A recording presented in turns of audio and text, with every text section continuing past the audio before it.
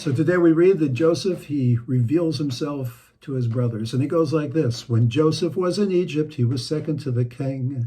And when he first saw his brothers, he did not reveal a thing until they did repentance, because in the past they did some bad.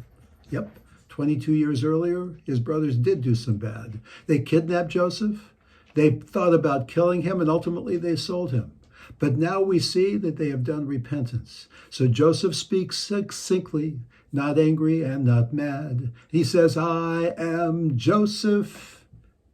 And he reveals himself to his brothers. What's great about it is he's not angry or mad, even though they had treated him so horrifically 22 years earlier. Why not? First of all, Joseph understands that God has been orchestrating this entire situation. And now that Joseph is second to the king, he's able to save the entire world, including his brothers, from the famine. Next, Joseph turns things around inside of himself. Instead of expressing anger, he realizes to do the exact opposite and to help his brothers to work through their own repentance. Forgiveness. Forgiveness is one of the greatest things that we can do.